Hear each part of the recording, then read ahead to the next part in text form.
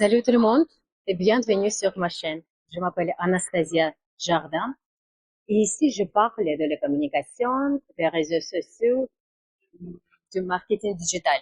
Comme ces domaines sont très proches avec technologie, j'ai décidé de visiter le salon Vivatech 2024. Voulez-vous savoir des tendances des technologies? Abonnez-vous, regardez cette vidéo. Je commence.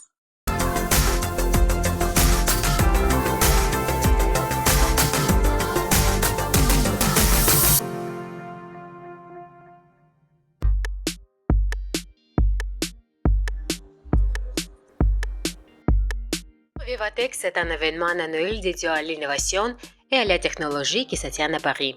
Des chiffres. Plus de 3500 exposants venant de 120 pays. 13 500 startups du monde entier. Plus de 400 intervenants, environ 165 000 visiteurs. C'est plus que l'année précédente. Le thème principal du salon est l'intelligence artificielle, dans presque tous les domaines, des startups et de grandes entreprises. Bien sûr, je suis particulièrement intéressée par la création de contenu. Par exemple, Meta a montré Audiobox. Il permet de créer des voix et des effets sonores.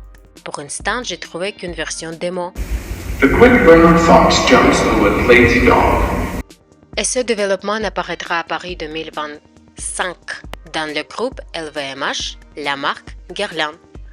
Ça s'appelle Olfactive Landscapes, qui est créé par IA. Et en fait, ça, c'est une expérience qui vraiment, on voudrait vraiment laisser une trace mémorielle dans les têtes de nos clients. Du coup, ça, c'est une expérience qui va pousser les limites dans deux technologies. Le premier est de l'IA, parce que normalement, les autres technos sont vraiment texte à image, mais on voudrait pousser les limites en ajoutant une dimension en 3D. Donc, ce sont vraiment une expérience en 3D avec les paysages de chaque parfum. Rose Barbare et aussi Nairobi Sud. Et le deuxième on voudrait évoluer l'expérience en VR pour créer une expérience qui est olfactive aussi, pour vraiment plonger nos clients dans les univers des deux parfums de notre collection L'Art et la Matière. Bien sûr, il est impossible de tout voir et de tout étudier, mais l'abondance de l'IA dans différentes directions est impressionnante, disent les visiteurs de la salon d'exposition. Oui, je trouve que le salon est très impressionnant parce qu'il parle il montre beaucoup de technologies courantes avec par exemple l'IA ou machine learning. Et aujourd'hui, on parle de la technologie sustainable ou soutenable.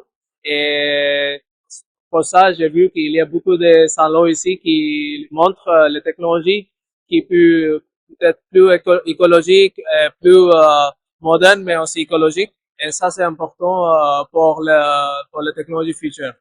J'ai remarqué aussi cet accent sur le développement durable. Donc ici, du coup, on est sur la partie stand environnemental de chez L'Oréal. Donc de ce côté-là, on a 3 startups. Donc ces deux-là, elles sont françaises et celle-ci, elle est anglaise. Donc on travaille avec eux, elles nous aident à mesurer et quantifier notre impact digital chez L'Oréal. Donc ici, il y a plus un QR code qui va nous aider à trouver toutes les informations sur les projets de L'Oréal au futur. Et de l'autre côté, ça sera sur toutes les informations sur les startups. Donc côté informatif, on a créé ce jeu concernant du coup tout l'impact digital sur l'environnement, parce que la majorité des personnes pensent que l'environnement est relié du coup à tout ce qui va être packaging et tout ce qui va être sur le plastique, alors que pas du tout. Donc c'est un petit QCM avec 5 questions et un petit timer. Je me suis dit que j'allais essayer ceci.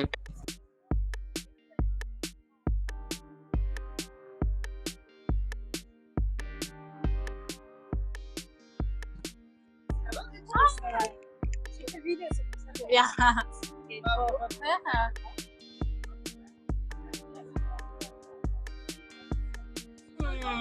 Je sais pas, ok. Ah, c'est vrai? Ah, super! Super, merci. Je continue. Cette fois, le Japon est devenu le pays de l'année à Vivatech 2024. La ville de Tokyo présente Sushi Tech, Sustainable High City Tech Tokyo.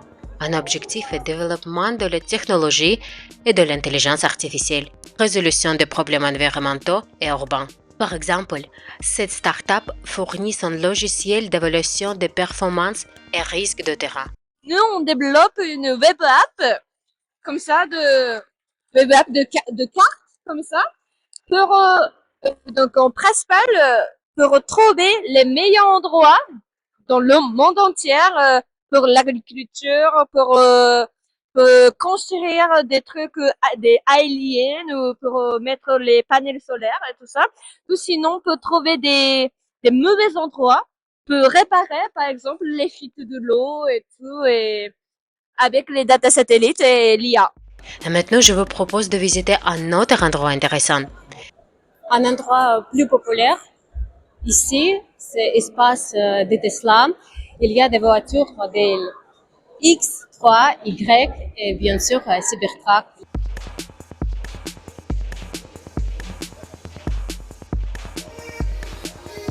Le Cybertruck est un pick-up assez grand. Il fait une tournée européenne. La longueur presque 6 mètres, la largeur et le hauteur presque 2 chacun, le poids est environ 3 tonnes. Et maintenant, j'aimerais bien partager avec vous mon impression. J'ai regardé Cybertruck, c'est vraiment impressionnant.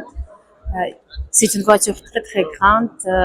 Je suis très petite et par rapport à moi, bien sûr, c'est énorme. Du coup, pour l'instant, je ne peux pas imaginer des voitures comme ça sur les rues à Paris. Mais peut-être un jour, on ne sait jamais. Ce que j'ai compris après quelques heures passées ici, que je ne profite pas sérieusement de l'intelligence artificielle dans la vie réelle et virtuelle aussi. Et cela est vraiment dommage. Chaque jour, je ne fais pas attention, mais quand j'ai vu que l'IA sur chaque pas, dans presque chaque domaine et presque chaque entreprise, investit dans l'innovation et l'intelligence artificielle, je veux apprendre plus vite possible pour ne pas perdre l'avenir. Et voilà, c'est tout pour aujourd'hui. Merci beaucoup que vous avez regardé cette vidéo. J'espère vraiment que vous l'avez aimé. Du coup, mettez like, laissez votre commentaire et abonnez-vous pour ne pas perdre la prochaine vidéo. Je vous souhaite bonne journée, bon courage et à bientôt.